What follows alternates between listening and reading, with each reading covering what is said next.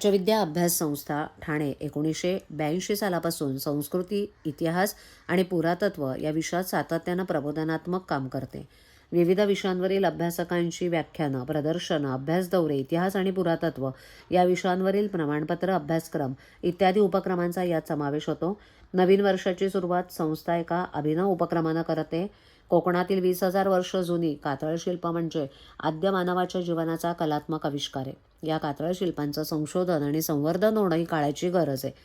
कातळ शिल्पांची माहिती लोकांपर्यंत पोहोचवण्याच्या उद्देशानं प्राच्यविद्या अभ्यास संस्था, जोशी बेडेकर महाविद्यालय आणि डॉक्टर बेडेकर हॉस्पिटल यांच्या संयुक्त विद्यमानं एका आगळ्या वेगळ्या प्रदर्शनाचं आयोजन करण्यात आलं.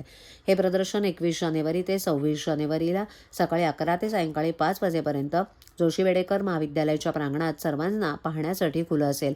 प्रदर्शनाचं एक वेगळं वैशिष्ट्य म्हणजे ठाण्यातील ज्येष्ठ कलाकार सदाशिव कुलकर्णी यांच्या मार्गदर्शनाखाली महाविद्यालयाच्या विद्यार्थ्यांनी तयार केलेल्या कातळ शिल्पांच्या प्रतिकृती, निसर्गयात्री संस्था रत्नागिरी यांचे कातळ शिल्पावरील छायाचित्रांचं प्रदर्शन देखील रसिकांना पाहता येणार आहे. 21 जानेवारीला सकाळी 9 वाजता निसर्गयात्री संस्थेचे सुधीर रिसबूड आणि पुरातत्व संशोधक ऋत्विज आपटे यांचं गूढ रम्य कातळ शिल्प या विषयावरील व्याख्यान होणार आहे. सर्वांनी या आगळ्या वेगळ्या प्रदर्शनाला भेट देऊन कातळ शिल्पांच्या कलेचा आनंद लुटावा असं आवाहन संस्थेचे अध्यक्ष डॉक्टर विजय बेडेकर, डॉक्टर महेश बेडेकर आणि डॉक्टर आनंद बेडेकर यांनी केलं आहे. महत्त्वाची गोष्ट अशी आहे की निसर्गयात्री संस्था म्हणजे भाई रिसबूड नावाचे जे रत्नागिरीतले आहेत आणि या संस्थेने रिसबुडांनी 90% कातळ शिल्प कोकणातली शोधून काढली आहेत. त्यांचं 21 तारखेला भाषण झालं.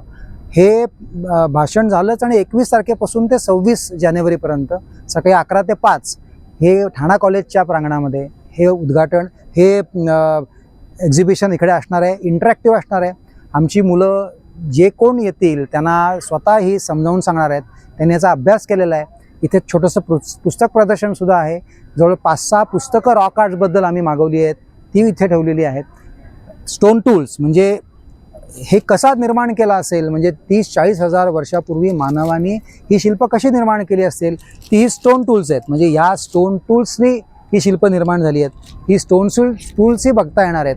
म्हणून हेतू हाच आहे की ठाणेकरांना आणि मुख्य म्हणजे नवीन युवांना, म्हणजे इकडे आमच्या ठाणे कॉलेजमधली मुलं कोण आहेत, ही सगळी युवा आहेत, त्यांना इकडे येऊन ह्याच्या बाबतीमध्ये माहिती मिळेल आणि उत्सुकता निर्माण झाली की हे वय असं असतं की एकदा ती उत्सुकता निर्माण झाली की नक्की याच्या बाबतीत प्रबोधन होईल लोकांचं.